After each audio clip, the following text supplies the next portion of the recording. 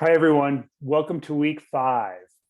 This is the first of 2 videos this week, so the structure's a little bit different. There's going to be a little bit less discussion, so I think it all equals out. You'll see the whole sort of structure in the weekly checklist.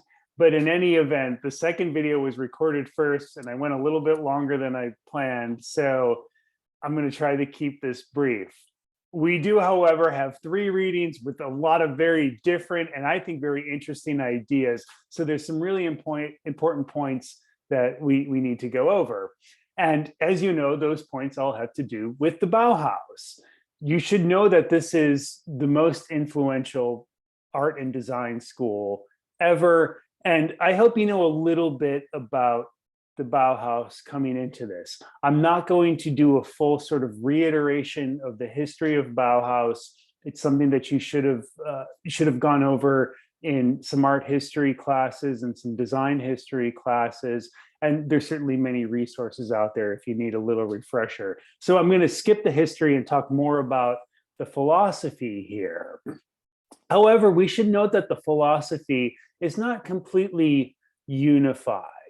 There's a lot of different ideas that emerge from the Bauhaus. And there's a lot of different approaches to art making and design that emerge from the Bauhaus. I think this is a particularly interesting image when we think about what the institution was. This is a painting by Oskar Schlemmer called Bauhaus Stairway, and it depicts a scene of students walking around inside the institution. On one hand, this is the essence of the sleek modernism that we associate with the Bauhaus. We see this movement. We see these giant panes of glass, these clean lines. We see this excitement that can be associated with progress, with the modern world.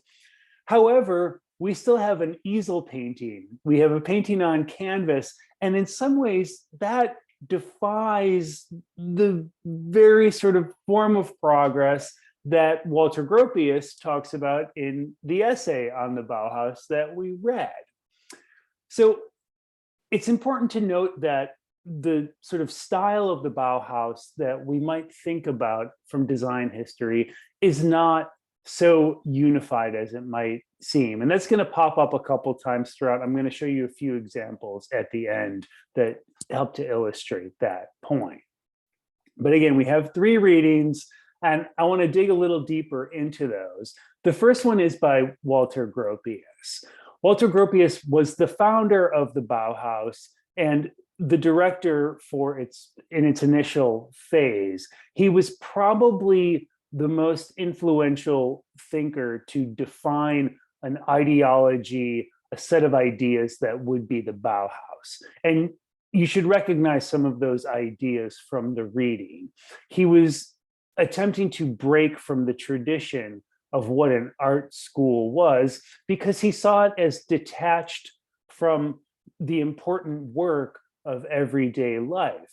He saw it as a place for people who wanted to sort of check out of society, who were going to be detached. And the traditional art school was only grooming sort of court painters or something like that, where Gropius believed that the artist for the modern world should be a part of everyday life. Now, it's also important to notice that Walter Gropius was not an artist or a designer in the way that we might think about the word. He was an architect. So we encounter a lot of ideas about 3 dimensions and about space and about building volume. And that comes from an architectural background.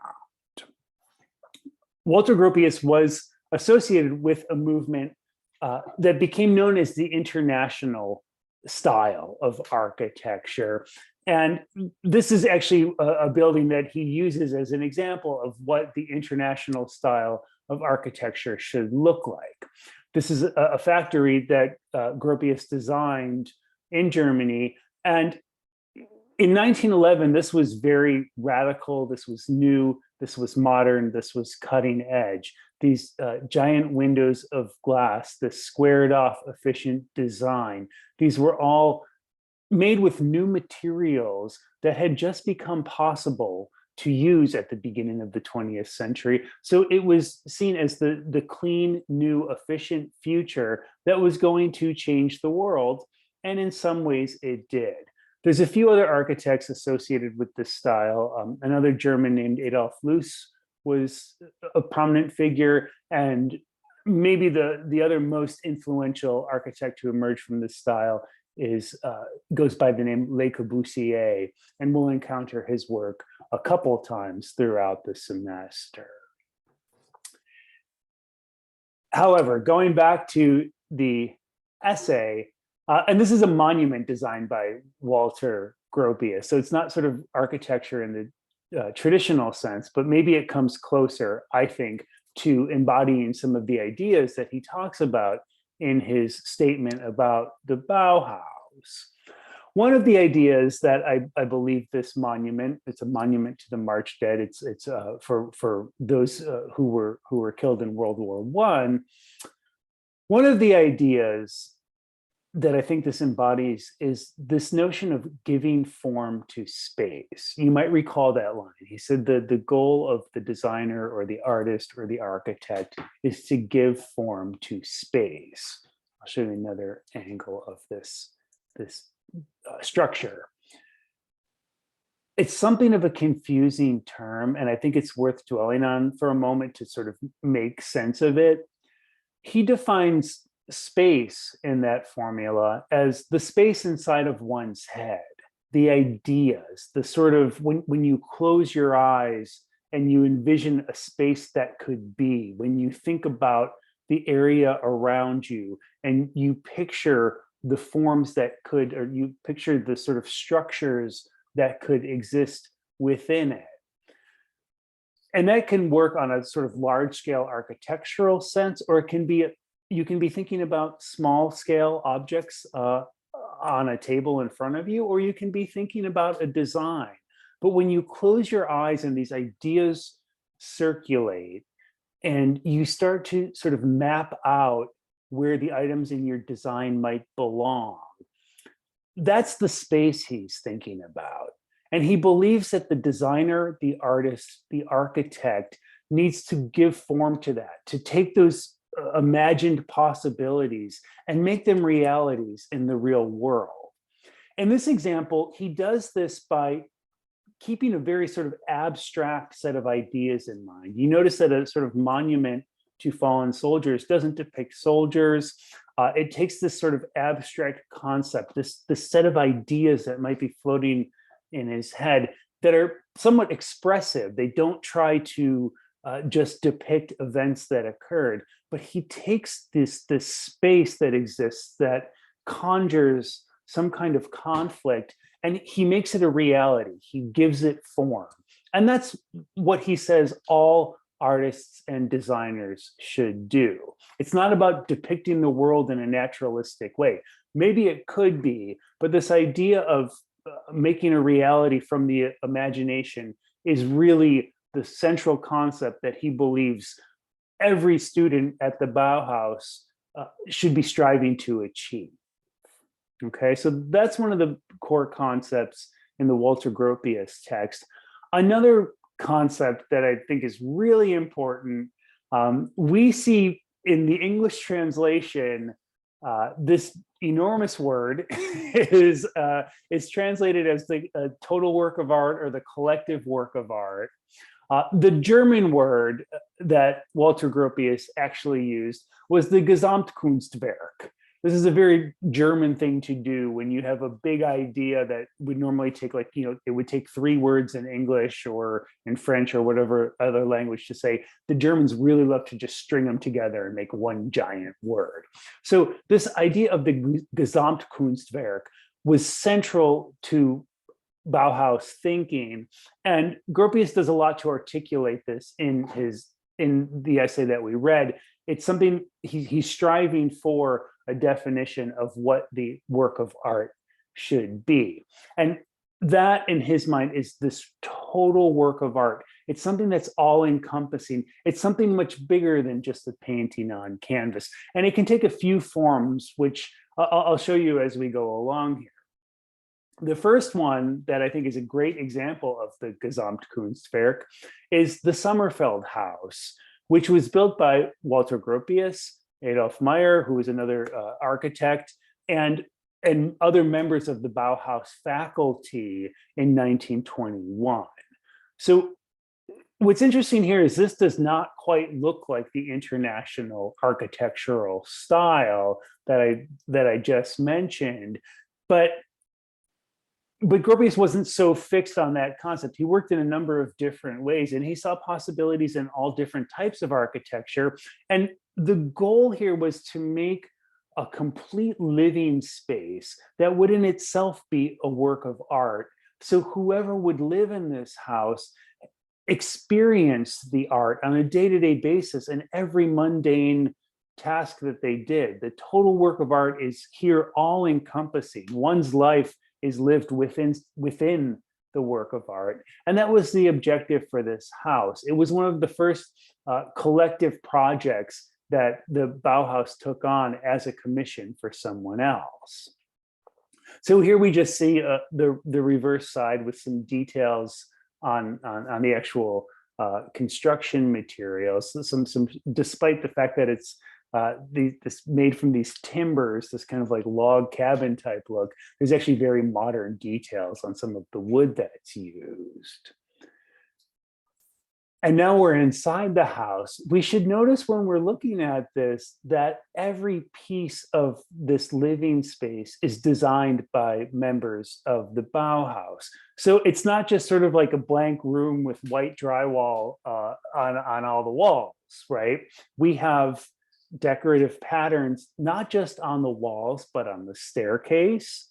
All throughout the house, there's thought put into the entire structure. And that entire structure is the home. It's pre-decorated. It is in itself the total work of art, the Gesamtkunstwerk, right?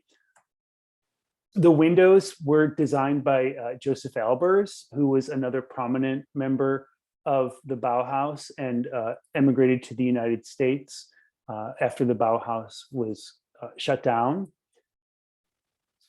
Similarly, Marcel Breuer followed a similar path. He designed the furniture in the Sommerfeld House. So the entire home, again, was set up as a total living situation. Now, another great example of the Gesamtkunstwerk is the Bauhaus itself. The first iteration of the Bauhaus was actually in a converted factory. And that sort of is where the aesthetic began. But in later years, when the Bauhaus moved to Dessau, a separate building was constructed. The primary design was from Gropius, but all members of the Bauhaus were involved.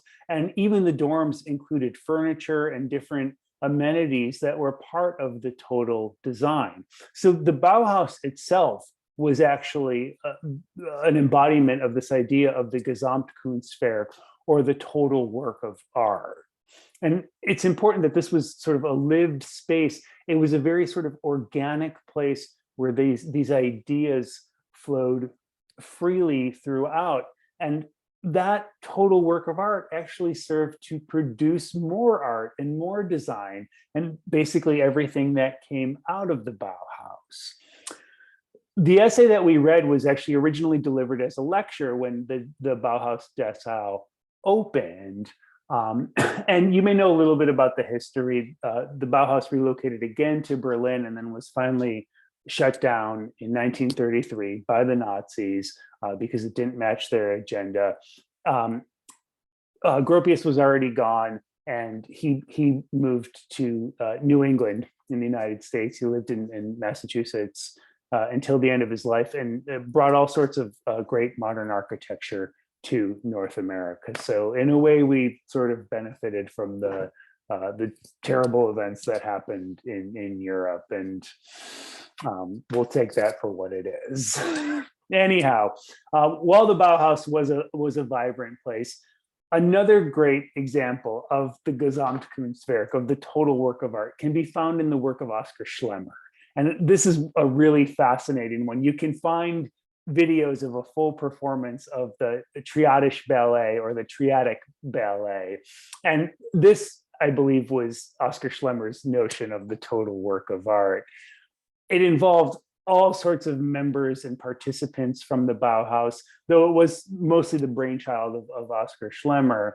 And it's a ballet for which Schlemmer composed the music, created the stage directions, the choreography, designed the costumes, which you see here, and which are very sort of trippy and surreal, and did a lot to define the aesthetic of the Bauhaus. Schlemmer also created the promotional materials, did the graphic design for the playbills and the posters and things. And we see some of the stage directions here. It's worth noting that the preparation for this show was also kind of a big party where everybody threw on these wild costumes and had fun and experimented with different ways of dancing. And that was also part of the total work of art of the Bauhaus, was to relax and take pleasure in making art. So this was absolutely part of the process for Schlemmer and others in the Bauhaus.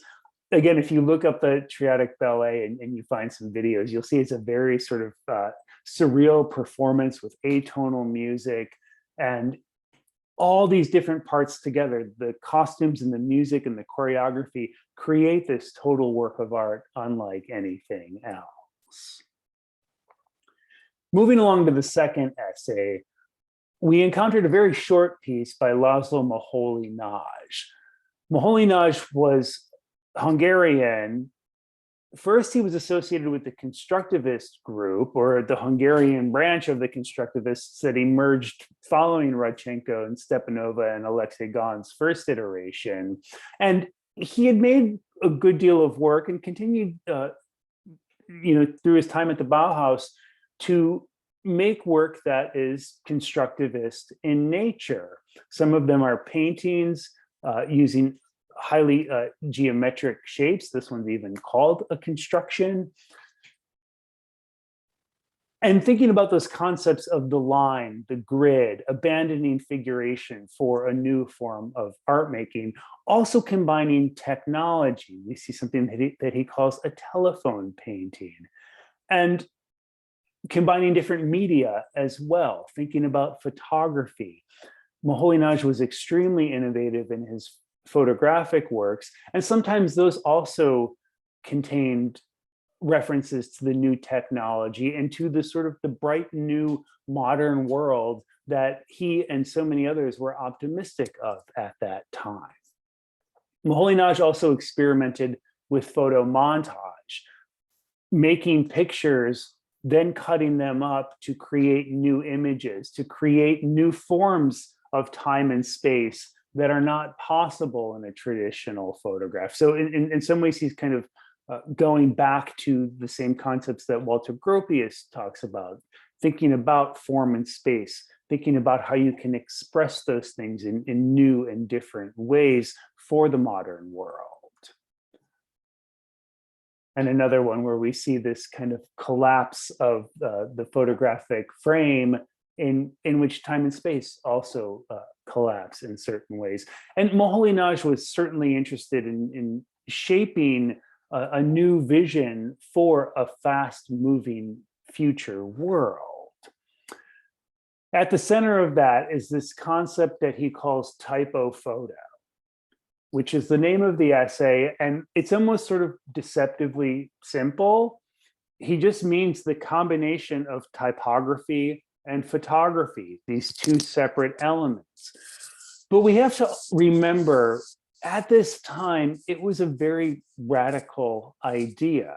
The technology available to most designers or makers who were emerging as designers restricted the possibility of combining typographic and photographic elements. It was very common to have, to be working on a letterpress where you had to have a separate sort of boxed in photograph. The idea that the type and the photograph could merge seamlessly with one another was outside of the technical possibilities at the time. But as new lithography presses were becoming more widely available, the notion that you could combine your type with your photography became an exciting possibility that Moholy-Nagy fully embraces. And he sees this possibility that in the new world, there will no longer be a separation between the picture and the text that describes it, or the news story and the photograph that illustrates it, that all these things can merge together. There's a line in that essay where he says that the philosophy of the future will look like the illustrated magazine of today. And I've totally paraphrased that. We don't fully see that. I'm actually going to show you a couple examples of it later in the semester, but it didn't necessarily come to be in quite the same way that Moholy-Nagy imagined, on one hand. On the other hand, I think that this typophoto concept is everywhere in our society. We see the interplay of image and text every day in our lives. And now we see it in new, fascinating ways. We can probably all think of TV shows or movies where the titles appear to be growing out of the architecture as the protagonist walks through the frame, things like that. These are all extensions of the typophoto concept. And it's absolutely a defining feature of most all of the graphic design that follows Moholy-Nagy's time. So he was a real innovator, and he was very forward thinking in this respect and many others. That essay is pulled from a book called Painting, Photography, Film. We're seeing the original German page here. And it was from a book series that were published by the Bauhaus. Moholy-Nagy not only wrote the essays in this book and included some of his own images, as we see in a spread like this, but he also designed the entire book. He also created all of the page layouts, and he had this vision. The culmination of all of the essays in this book, including typophoto, is what he called a script for a new kind of play or film. And he breaks apart the traditional framework of a page. He integrates the typographic elements into the graphic elements and the photographic elements. And he imagines this new way of writing about art and about everything, in which the images and the typography will create an overall effect. They'll all combine with one another. It won't just be a picture with its caption. The whole meaning of everything in this script that he's writing is based on the interplay of type, graphics, and photography. And this was a completely new way of writing. Again, we've embraced this in some ways, but in other ways, I think the world is still working to catch up with Moholy-Nagy. Another example of the Gesamtkunstwerk for Moholy-Nagy, this is maybe one way in which he's working towards the total work of art. There's another one that I can't help but mention because I'm totally fascinated. I think it's an absolutely brilliant project, and it's one of my favorite artworks ever. Moholy-Nagy created this device that it goes by different names. Sometimes you'll call it's called a light prop. Sometimes it's referred to as the electric stage, light prop for an electric play. And then my favorite term that's sometimes used for this device is the light space modulator. And it's this motorized device. It's about 4 feet tall. And when you turn it on, it starts spinning around and kind of creating these very strange movements. And the notion is that you can shine a light or multiple lights onto it from different angles, and it will create different shadow plays on the walls around it. The actual original despite Moholy-Nagy's best efforts, was destroyed. So there's a couple of replicas that are owned by museums. And if you ever have a chance to see, I think Museum of Modern Art might own one. I know I've seen one at the Guggenheim. It's really fun and interesting to see it. Sometimes they shine colored lights on it. And Moholy-Nagy actually created a film from this, which is called Light Play, Black, White, and Gray. And this is another thing that you can very easily find on the internet. Moholy-Nagy was so obsessed with, maybe enamored by, so fascinated by this device that he created that when he fled Germany, he had to flee when the Nazis came to power. He was basically forced out for his communist sympathies. He fled to the United States and he established what's sometimes referred to as the New Bauhaus in Chicago. He had to pack his very basic possessions. His family came with him. He had to sort of limit everything he brought, but he brought the Light Space modulator, this giant 4-foot device that he schlepped with him and like a suitcase. So sadly it was destroyed, but you can still see it in action. And it does sort of embody this concept. It's a sculpture, it's a play, it's a film, it's all these things all at once.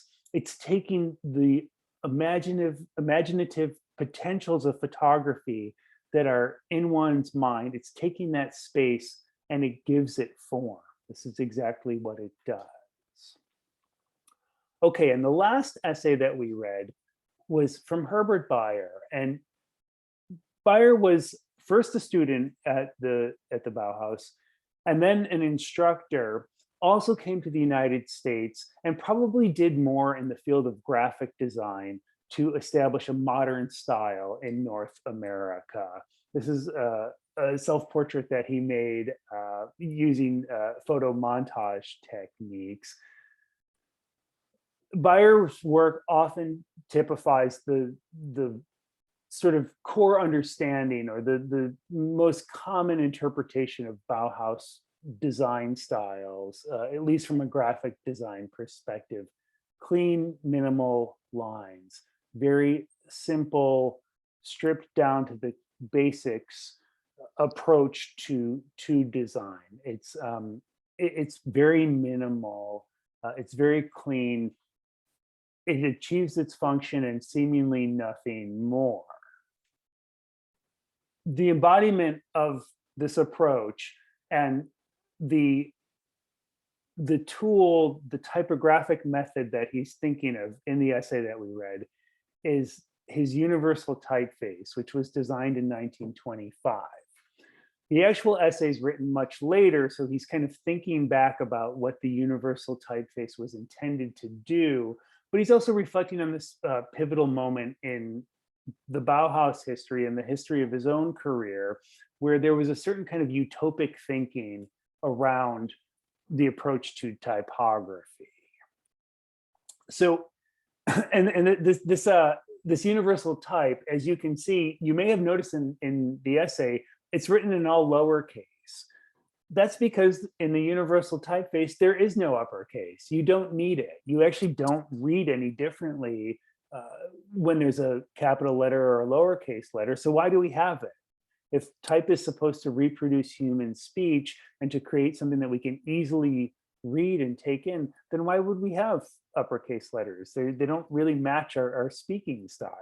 And his idea, which is kind of a utopic one, is that you could create an alphabet, you could create a typographic style that is a better representation of how we communicate, that we can do away with the old alphabet and a new typography will create a new alphabet which allows us to read in a more efficient way, to communicate with one another in a more efficient way.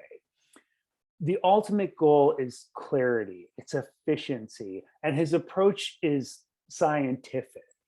Typography is intended to be a service art. It's not supposed to be something that you look at on its own. It's supposed to be something that you use to read, to access information, which is in a sort of verbal form, right? This is his idea. And there's problems with this idea. Many artists, many designers, creators from around this time recognized after they were doing this type of work that this efficiency in society was actually sort of uncomfortably similar to the efficiency that the Nazi Party was also trying to achieve.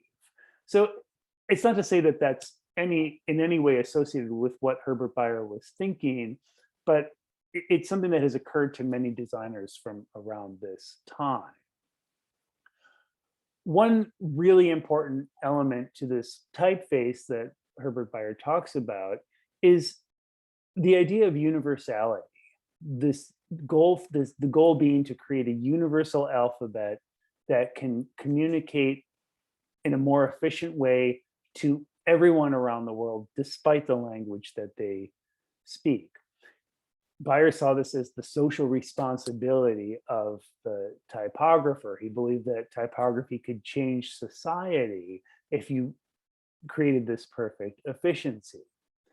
We should recognize that there's flaws in this thinking. One of them is this sort of uncomfortable connection to, other groups that were striving for perfect efficiency. But we should also recognize that Herbert Bayer is a white European man, and his expectations for what is best for everyone, what will be universal for everyone, are probably biased towards that he's maybe not taking into account all of the different languages and all of the different communication methods and all of the different people who might use an alphabet. So we should absolutely question some of these ideas and wonder, who should we strive towards something that's universal at all? And if we do, who should be involved in making that? So there's this idea, and it's not to say we shouldn't think in utopic ways. That's sort of the best part of the Bauhaus. But the worst part is that they did not have, by any stretch, a perfect track record in terms of inclusion, in terms of diversity. They did allow in women, which was sort of more advanced than some institutions, but they were usually relegated to the textiles classes. They were sometimes made to take different classes. And even then, some of the Jewish students were treated differently at times, and there were certainly no students of color. So there's problems in the Bauhaus way of thinking, and we should recognize that, and we should question the role of this institution when it comes to design today. So to end, I just wanted to run through a couple more examples of different designs from the Bauhaus. Some of them, like Joseph Hartwig's chess set, are probably confirm our pre-existing notions about the Bauhaus. We strip down the chess set, we take away all its decorative qualities, and we turn it into this perfect model of geometric efficiency. However, there are other artists and designers like Annie Elbers who work in more traditional sort of drawing styles, introducing kind of a material nature to the way she would draw. And Annie Elbers is most known for her textile work. Very sort of like warm pieces that don't necessarily align with that sort of sterile modern approach to a living space that you might associate with the Bauhaus.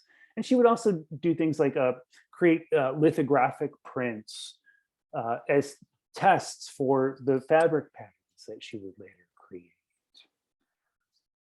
Or painters like Paul Klee would lead the foundation courses at the Bauhaus and would work in purely abstract ways that seem to fly in the face of the kind of clean modern architecture that we associate with somebody like Walter Gropius.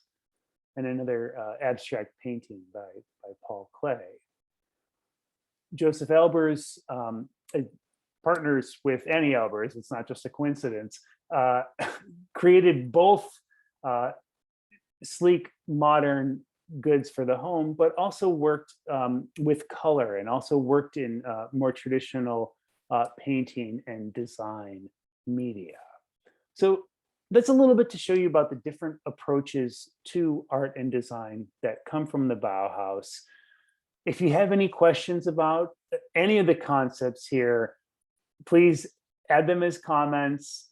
Please keep them coming. I love all the comments that are circulated on our page. And just know that there's a whole sort of diverse range, and these ideas should be seen as complementary to one another. I think that what we saw from Walter Gropius, Laszlo Moholy-Nagy, and Herbert Bayer all show us some of the aspects of the Bauhaus thinking that has been so influential in the design that followed, and subsequently in people's everyday lives in the modern world. So that should give you a lot to think about. Please, again, the second video will give you some guidance for this first paper. And if you have any questions, as always, please let me know. Thanks.